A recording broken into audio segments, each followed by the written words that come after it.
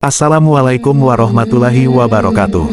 Halo pemirsa channel Babu Rahma Official, pada kesempatan kali ini kita akan membahas biografi singkat Abuya Armin, Banten. Sebelum kita lanjut jangan lupa untuk klik tombol like dan subscribe terlebih dahulu.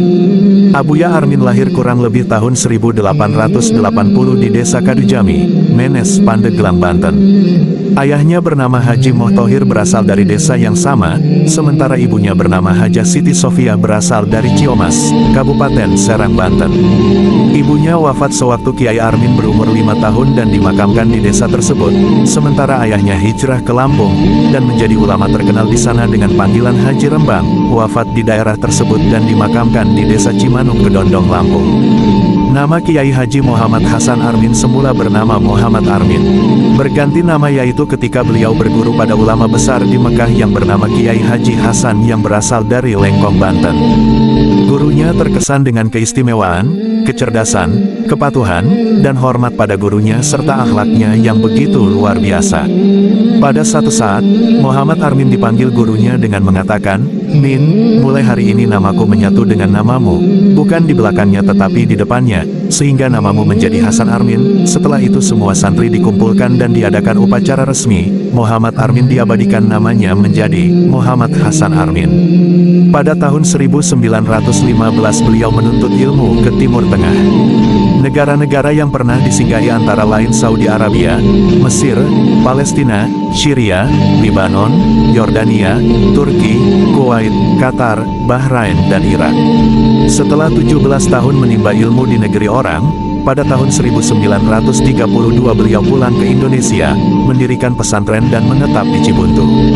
Para pejuang kemerdekaan seperti pendiri bangsa Indonesia Presiden RI pertama I.R. Soekarno dan Wakil Presiden RI pertama Dr. Moh Hatta seringkali menyempatkan datang bersilaturahmi dan meminta petua atau nasihat-nasihat beliau yang berkaitan dengan agama dan perjuangan bangsa dalam mengusir penjajah Belanda dan Jepang. Kedua pendiri bangsa ini pun banyak menimba ilmu pengetahuan kepada Abuya Armin Cibuntu atau umumnya orang menyebutnya sebagai Kiai Solawat, sebab masyarakat seringkali diijazah solawat nariyah sebanyak hitungan 4.444 kali dalam waktu semalam harus khatam.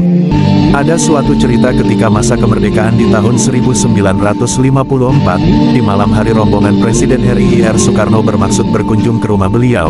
Kendaraan yang ditunggangi Presiden I.R. Soekarno terjelembab di lumpur hingga tidak dapat berjalan. Semua orang mendorong mobil tersebut tapi tidak ada yang berhasil.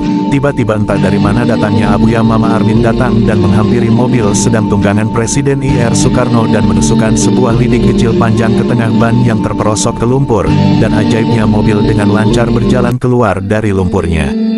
Dan beliau pun memiliki karomah menghadirkan beraneka ragam makanan dan minuman yang entah dari mana asalnya dengan aroma yang wangi dan terlihat segar dan bernutrisi tinggi. Dan beliau pun menguasai berbagai bahasa sampai bahasa binatang-binatang. Dan konon beliau pun kerap kali melaksanakan sholat Jumat ke Mekah walaupun beliau sedang di Cibuntu.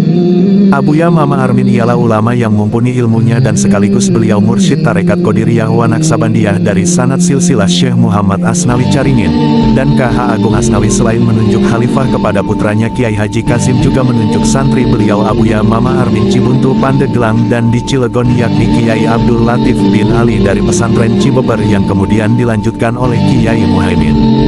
Setelah wafatnya Syekh Asnawi Caringin, maka untuk wilayah Banten Syekh TKN kemudian dipegang oleh Abuya Mama Armin dari Cibuntu, Pandeglang. Dilihat dari garis keturunannya, Abuya Mama Armin adalah merupakan keponakan dari Syekh Asnawi Caringin.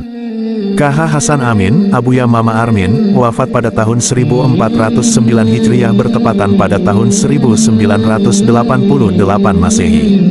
Dan beliau dimakamkan di daerah Banten di sekitar Masjid Jami Pondok Pesantren Cibuntu.